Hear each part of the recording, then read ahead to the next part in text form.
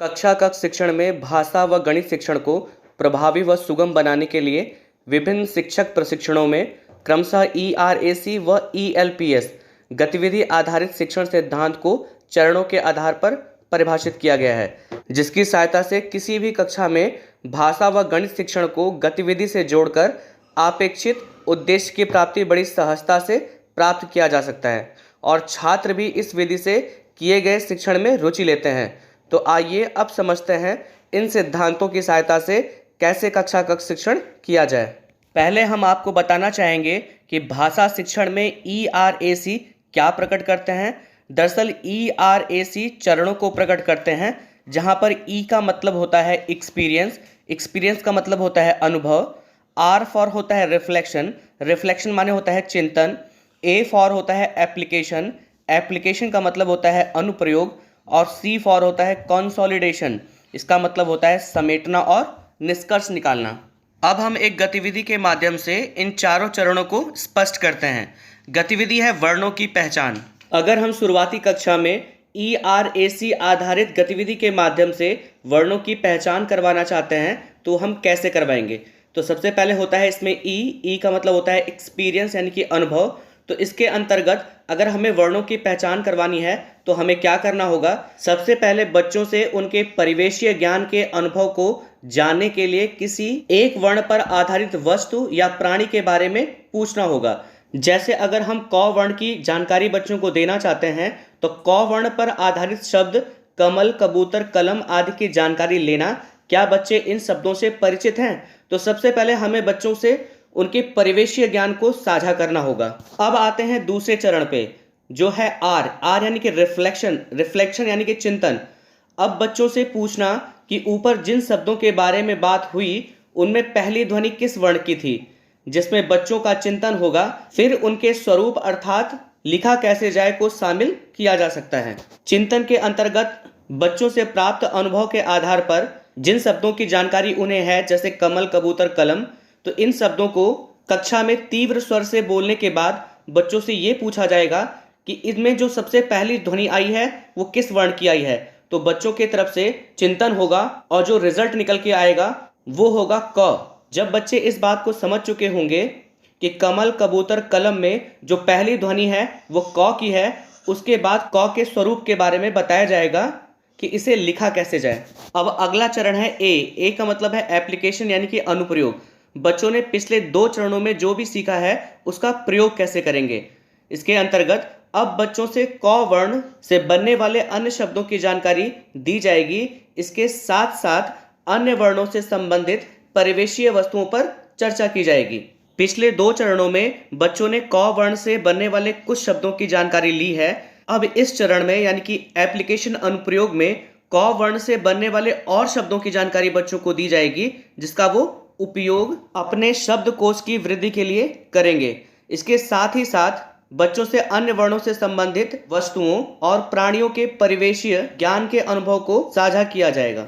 अब इसमें अंतिम चरण है C का मतलब है कंसोलिडेशन। इसका अर्थ है समेटना और निष्कर्ष निकालना।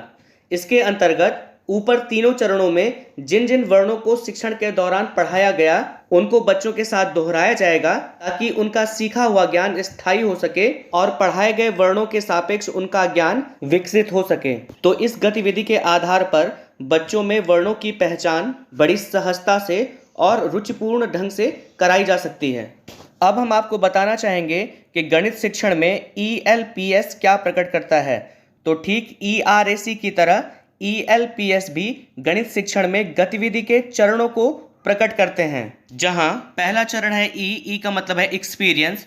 एक्सपीरियंस का अर्थ है experience with solid oblique concrete object. इसके अंतर्गत बच्चों को ठोस या मूर्त वस्तुओं के द्वारा अनुभव कराया जाएगा या उनके अनुभव को साझा किया जाएगा। इसमें दूसरा चरण है L का मतलब है यहाँ पर लैंग्वेज, जिसका अर्थ होता है भाषा। इसके अंतर्गत ज्ञान इंद्रियों द्वारा मूर्त वस्तुओं को अनुभव करते समय शिक्षक और बच्चों के मध्य वार्तालाप, कि जब हम बच्चों से उनके परिवेश में ठोस या मूर्त वस्तुओं के बारे में जानकारी लेंगे तो उस बीच बच्चों में और अध्यापकों के बीच में कम्युनिकेशन का मीडियम क्या है, वो आता है लैंग्वेज के अंतर्गत।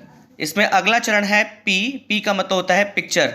चित्रों के प्रदर्शन के द्वारा समझ कि जिन परिवेशीय वस्तुओं की जानकारी बच्चों को है उनको चित्रों के माध्यम से भी प्रदर्शित किया जाएगा। और इसमें जो अंतिम चरण है एस का मतलब होता है सिंबल का मतलब है संकेत या प्रतीक। आप जिस भी विषय के बारे में बच्चों को पढ़ाने जा रहे हैं अंत में उसके संकेत या प्रतीक के बारे में चर्चा होगी। अब आइए एक गतिविधि के आधार पर इस गतिविधि आधारित शिक्षण सिद्धांत को समझा जाए। गतिविधि है 1 से 10 तक की संख्याओं की जानकारी। अब इस प्रकरण अर्थात 1 से 10 तक की संख्याओं को ELPS गतिविधि आधारित शिक्षण से स्पष्ट किया जाएगा।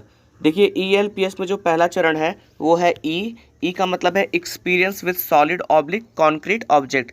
इसके अंतर्गत बच्चों से परिवेश या कक्षा कक्ष में जो ठोस या मूर्त वस्तुएं हैं उनके बारे में जानकारी प्राप्त की जाएगी कि वो इन चीज़ों को जानते हैं कि नहीं। फिर हम उन्हें कांच की गोलियां, कांच की चूड़ियां, घर पर अलग अलग तरह के पालतू जानवरों के बारे में पूछ सकते हैं। अब यहाँ पर जो दूसरा चरण है वो है एल का मतलब है लैंग्वेज यानी कि भाषा। जब बच्चों का परिवेशी अनुभव जानने का प्रयास किया जाता है तो शिक्षक और छात्रों के मध्य में जो कम्युनिकेशन का माध्यम है वो बहुत इंपॉर्टेंट चरण है, क्योंकि सिखाने से पहले ये स्पष्ट होना चाहिए कि बच्चे शिक्षक की बातों को समझ रहे हैं कि नहीं। इसके लिए शुरुआती कक्षाओं में जब बच्चे मानक भाषा को नहीं जानते हैं तो आप क्षेत्रीय भाषा में भी बच्चों से बात कर सकते हैं।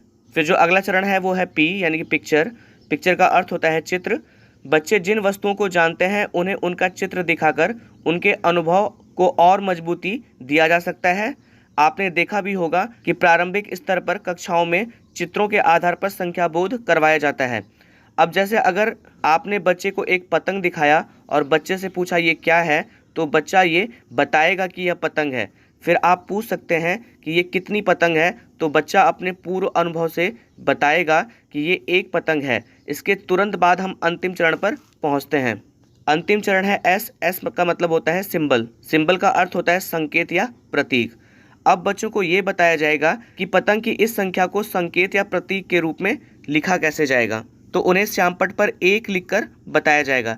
इसी प्रकार एक पतंग और एक पेन को एक साथ रख दिया जाए तो ये 2 वस्तुएं होंगी, इन्हें 2 लिखा जाएगा। फिर क्रम से हम इसी प्रकार 1 से 10 तक की संख्याओं का बोध करवाएंगे। आपने अक्सर देखा होगा कि जब प्रारंभिक कक्षाओं में बच्चों से गिनती पूछी जाती है तो वो 1 से लेकर 100 तक की गिनती को बिना किसी अवरोध के पूरा बोल ले जाते हैं। लेकिन अगर उनसे बीच में जैसे कोई संख्या है 30, अब 30 के बारे में पूछा जाएगा तो वो 30 के बारे में वो 30 क्या होता है, 30 क्या प्रकट करता है, वो ये नहीं बता पाते हैं। इसलिए ये स्पष्ट होना चाहिए कि जिन संख्याओं को बच्चा जानता है वो संख्याएं क्या प्रकट करती हैं। जैसे अगर 5 कोई संख्या है तो ये 5 वस्तुओं को प्रकट करती है, तो आपको वस्तुओं का उदाहरण देकर उन्हें जो संख्या की अवधारणा है वो स्पष्ट कराना अति आवश्यक है कि बच्चों में संख्याओं की जो समझ है वो विकसित हो सके कि 2, 3, 4, 5, 10, 20, 50 ये क्या प्रकट करते हैं। तो आप विभिन्न उदाहरणों के माध्यम से, विभिन्न परिवेशीय वस्तुओं के माध्यम से जो बच्चों में संख्या की समझ है उसे विकसित कर सकते हैं। अब देखिए, जो शिक्षकों के लिए हस्त पुस्तिकाओं का निर्माण किया गया है, जो शिक्षक मॉड्यूल का निर्माण किया गया है, उसके अंतर्गत आधारशिला मॉड्यूल में भी ELPS और ERAC को गतिविधि के आधार पर स्पष्ट किया गया है। मैं उनका उदाहरण यहाँ पर आप लोगों के सम्मुख रख रहा हूँ। आप इन गतिविधियों के माध्यम से भी इस अवधारणा को स्पष्ट कर सकते हैं। मैं आशा करता हूँ कि आपको इस वीडियो के माध्यम से ELPS और ERAC का जो गतिविधि आधारित शिक्षण सिद्धांत है वो अच्छे से समझ में आया होगा। वीडियो देखने के लिए आप सभी लोगों का बहुत बहुत धन्यवाद।